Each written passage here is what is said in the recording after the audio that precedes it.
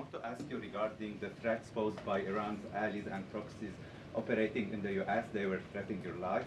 So what do you say about that? And regarding the Lebanon, because Hezbollah is as well part of Iran's allies, is there any time frame in Lebanon regarding disarming Hezbollah in Lebanon? Yeah, Lebanon is a great place with brilliant people.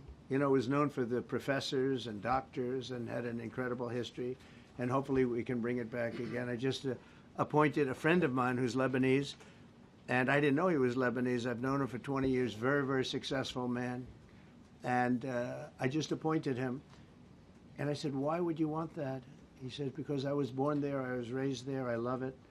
I love it so much. I said, you know, it's very dangerous going to Lebanon as ambassador. And he said, that's what they say, but I don't care about danger. I mean, this is a guy that is just a very big business guy. He wants to give up his whole life to go to Lebanon because he believes in it so much. We're with Lebanon all the way. We'll try and straighten it out.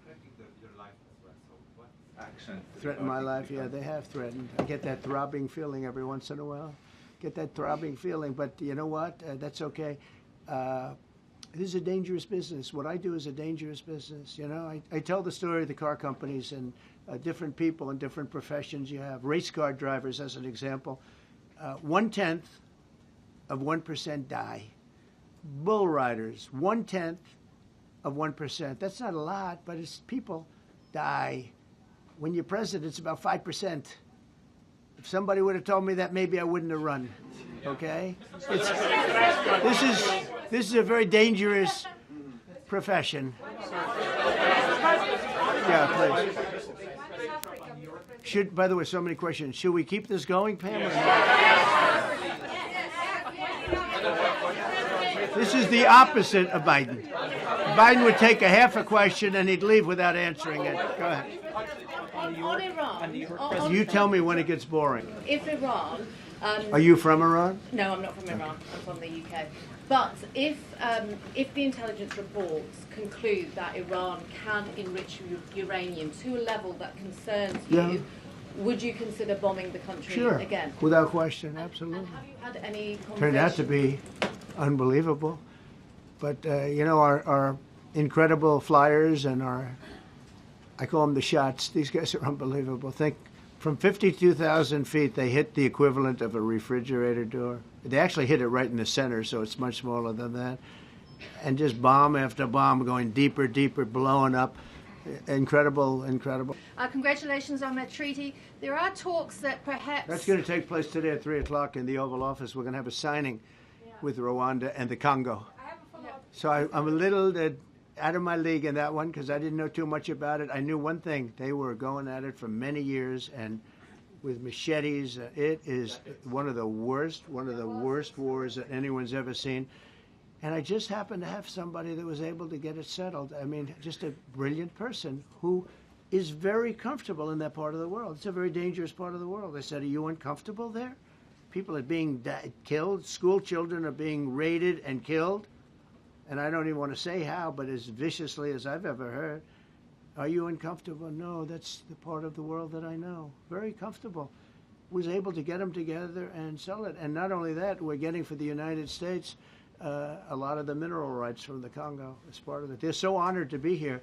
They never thought they'd be coming to. Look, this is a very tough part of the world. They never thought, they were just telling me, they never thought they'd ever be coming to the White House, and they're so honored. And so we're going to give them a great big reception. But that's after many years of fighting. It's a great thing. That's at 3 o'clock, I believe. Sir, are you concerned at all about secret nuclear sites in Iran? You talked about maybe just secret nuclear site? Yes, that there might be some. Not really. Can I tell you? They're exhausted. And Israel's exhausted too. And I dealt with both of them. And they both wanted it settled, both of them. And we did a great job, but they're exhausted. The last thing they're thinking about right now is nuclear. You know what they're thinking of? They're thinking about tomorrow, trying to live. It's such a mess. It's such a mess. The place was bombed to hell. And no, I'm not worried about it at all. And I'm putting out a little statement. I'm going to respond to the Ayatollah's statement yesterday that we won the war. Oh, God, we won the war. And I said, look, you're a man of great faith. man who's highly respected in his country. You have to tell the truth. He got beat to hell. And Israel was beat up too. They were both beat up. And it was a great time to end it. It was quick.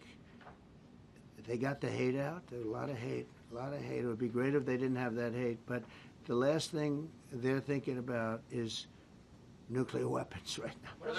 On July 9th, is that July 9th date set for tariffs to snap back? Or could there be a... We can do whatever we want. We could extend it. We could make it shorter. I'd like to make it shorter. I'd like to just send letters out to everybody. Congratulations, you're paying 25%. He doesn't want. He's a much nicer person than I am.